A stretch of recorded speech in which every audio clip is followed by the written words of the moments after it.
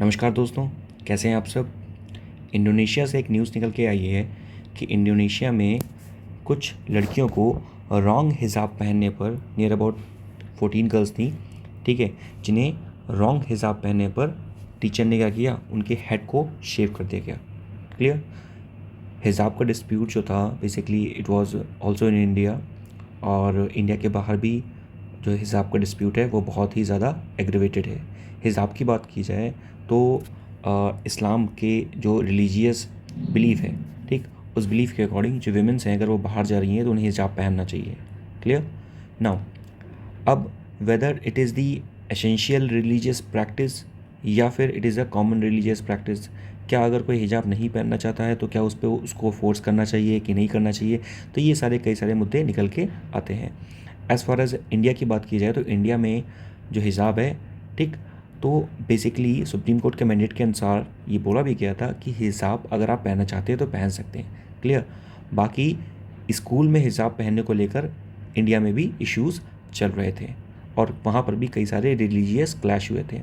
अगर हम कई सारी सेक्युलर कंट्रीज़ के बारे में बात करें, for example as France. Clear. So France में क्या है, फ्रांस में इस बात को बोला गया है कि बेसिकली आप हिजाब वहाँ पर ना पहने, यानी कि हिजाब पहनना कोई भी मैंडेटरी चीज़ नहीं है। क्लियर।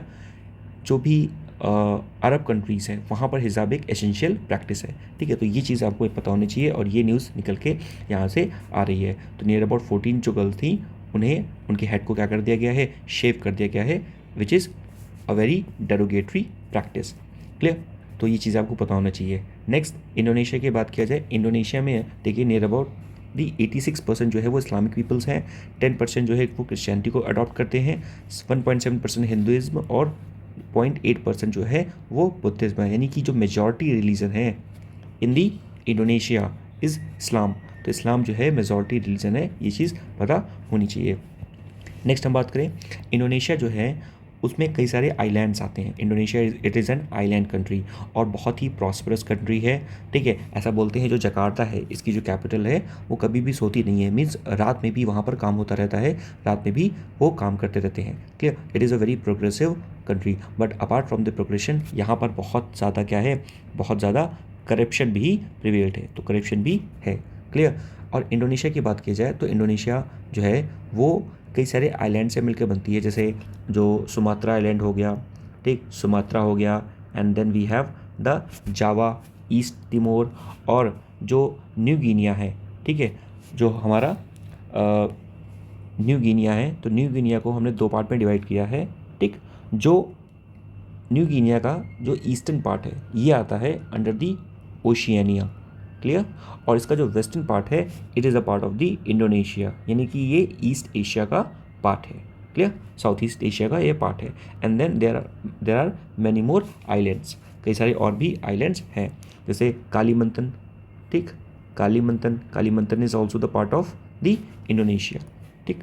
नाउ यहाँ पर आप देख सकते हैं, here you can see the Sumatra is the part of Indonesia, the Java is also the part of Indonesia, here is the Bali, and East Timor it is the part of Indonesia, and New Guinea में जो western new Guinea है that is the पापा new Guinea, पापा, ठीक है, it is the part of the Indonesia. Papua New Guinea is not the part of the Indonesia, it is the part of the Oceania. Clear. Then the Kalimantan and Sulawesi, ठीक, and मलाकू, तो ये सारे जो है it is these islands are the part of the Indonesia. तो Indonesia क्या है, Indonesia it is an island country, ठीक। Next, there some interesting fact that you should know about the Indonesia. It is the world largest island country and there are more than 17,000 island and it is the fourth largest population country of the world. As I told you कि it is the Muslim majority country, सबसे ज़्यादा अगर बात किया जाए तो यहाँ पर ही क्या है, मुस्लिम पॉपुलेशन है, और उसके बाद सेकंड पोजीशन में आती है क्या, इंडिया आती है। क्लियर।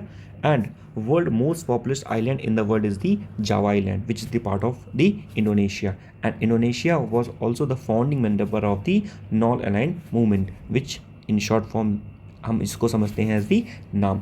तो ये भी आपको पता होने चाहिए। नेक्स्ट, आपको ये पता होना चाहिए कि जो छिपकली है उसकी एक वैरायटी होती है, उसकी एक ब्रीड है, it is known as the Komodo dragon, ठीक है। ये बहुत ही वाइड एक शेप की छिपकली होती है, लिजर्ड होती है, तो ये जो स्विफ्ट लिजर्ड है, this lizard is only found in the Indonesia. Clear? तो ये भी आपको पता होना चाहिए। Next, there is a flower known as the Rafflesia flower. This Rafflesia flower, it is the largest flower on the earth, it is the biggest flower in the world, which weight, इसका जो wait है वो 7 kilo के आसपास होता है।